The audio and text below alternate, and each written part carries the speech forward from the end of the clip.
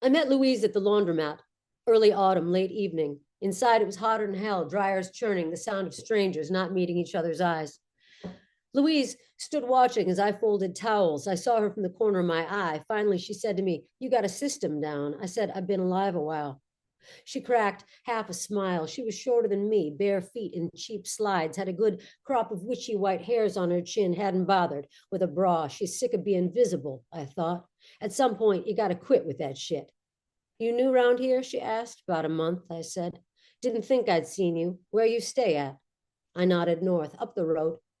In that nod, she saw every falling down cottage, every cheap apartment, every broken blind, every forwarding address. Every time somebody asked our zip code and we didn't know, wherever it was we'd stashed ourselves this time, however far from whatever reason we'd had to leave, whatever place we'd left.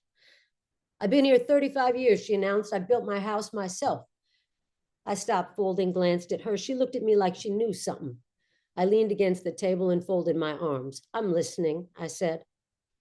"Louise told me a story. I was in the trades," she said, "construction, all the way back in the 70s as a woman, but I knew what I was doing and I was too good to get rid of, so they kept me on.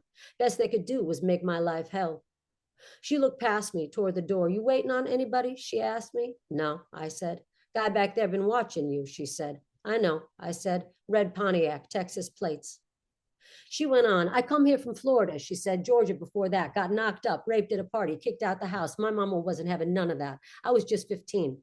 Gave the baby up right when I had her. They took her off me and let me go that day. I didn't have no money for a hospital. Went back to the place I was staying at. I was just going to rest a little, from having a baby. I was real tired. But here comes this man wanting something." She said, "I ran. I got myself across the Florida Georgia line that night and had a job the next day. Walked right into a topless bar, asked for the manager. I said to him, 'I'm only 16, but I had a baby yesterday and I got tits in the next week.' I got the job on the spot. I knew I couldn't stay long. He'd find me pretty quick. I hadn't gotten far. So I've hitched my way west, got my job with the crew, saved my money, built my house, made it 5 whole years before he tracked me down. Then one day, here he comes, marching up the steps like he got invited in. So what do I do?" Louise said. "I get the baseball bat I got in the kitchen, open the door with the bat in my right hand, and I said, 'Hello.' He grabs me by the throat. He picks me up clean off my feet. You ever been airborne? It's almost as if the human jaw is built for it. A throat, a hand, a jaw, they fit together just right.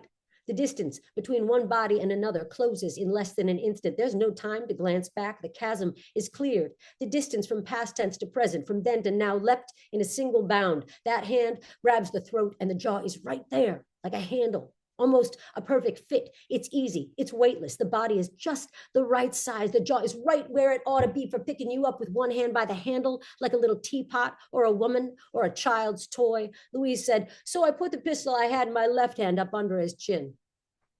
I laughed and I said, "That fool boy left both your hands free." Louise laughed back. She said, "Can you believe it? That fool boy left both my hands free."